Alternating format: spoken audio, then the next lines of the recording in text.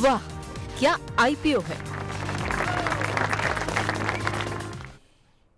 जैन साहब, वाह के आईपीओ में आज दो आईपीओ पे बात करना ज़रूरी है। एक आईपीओ जो पहले तो वो ग्रो पे तो हमने बातचीत करी कि क्या करना चाहिए। एक बार जरा फिजिक्स वाला और देखना, कल इसकी लिस्टिंग हुई थी, कल भी चला और आज भी यहाँ पर मोमेंटम तो देखने को मिल ही रहा था फर्स्ट हाफ में। अभी क्या किया जाए, क्या करना चाहिए फिजिक्स वाला के अंदर?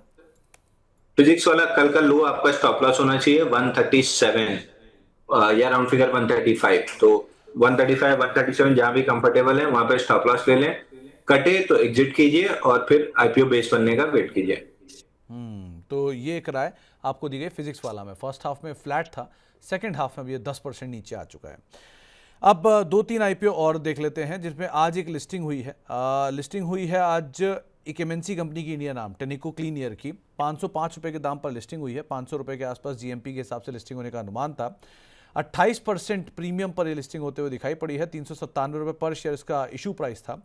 आईपीओ से कुल 3600 करोड़ रुपए के आसपास की रकम जुटाई गई थी और फ्रेश इशू के जरिए कंपनी को कोई भी रकम नहीं मिली थी। ये डोमेस्टिक मतलब फॉरेन कंपनी की इंडिया नाम ने लिस्ट कराया अपने आप को। 3600 करोड़ रुपए के आसपास का पूरा ओएफएस था और ये आईपीओ सब्सक्राइब भी ठीक ठाक हुआ था। 5-5.5 गुना रिटेल हिस्सा, क्यूआईबी 166 गुना और ओवरऑल 60 गुना सब्सक्राइब हुआ था।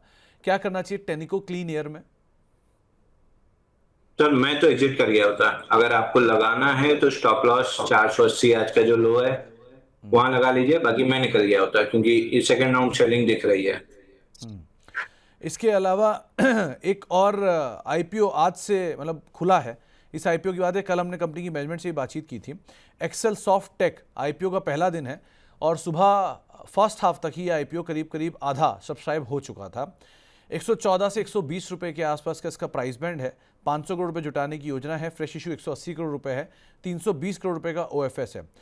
125 का लॉट साइज है। 15,000 रुपये का मिनिमम निवेश है।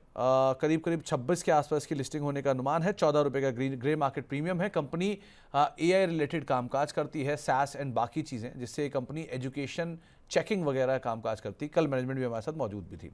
क्या करना चाहिए इसमें?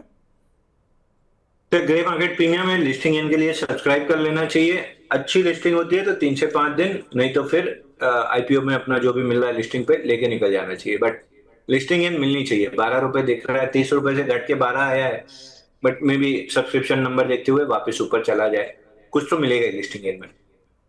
तो आप लिस्टिंग गेन के लिए चाहें तो अदरवाइज देख सकते हैं। वैसे एक राय आपको दी गई है। टेस्ट एंड असेसमेंट प्लेटफॉर्म के लिए कंपनी कामकाज करती है। Online procuring solution company provide कराती है। तो फिलहाल ये सारी वो कंपनियां जहां पे आईपीओ आए हैं, आईपीओ के बाद लिस्टिंग हुई है हाल फिलहाल में। अच्छा, ग्रो को लेकर भी एक बार अपनी राय दोबारा दोहरा देना, क्योंकि आज वो बस बना हुआ है उसके ऊपर। 10% का लोअर सर्किट है। जिन्होंने नहीं सुना वो क्या करें, या जिन्होंने ले रखा है वो क्या करें?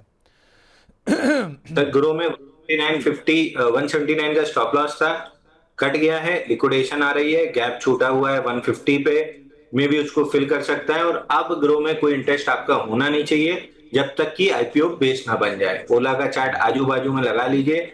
ओला, लेंसकार्ट, ग्रो तीनों लगा लीजिए। मैं नहीं बोल रहा हूँ ग्रो का हाल लेंसकार्ट वाला या उसका ओला जितना होगा, बट हाँ आईपीओ बेस बनने तक आपको वेट करना चाहिए। तो आईपीओ बेस बनने तक आपको वेट करना चाहिए। सो अगर आप निवेशित हैं तो ज़रा इन चीज़ों का ध्यान रखकर ही अपने निवेश का फैसला लीजिएगा। तो फिलहाल अब वाह के आईपीओ को यहीं समेटते हैं। वाह, क्या आईपीओ है।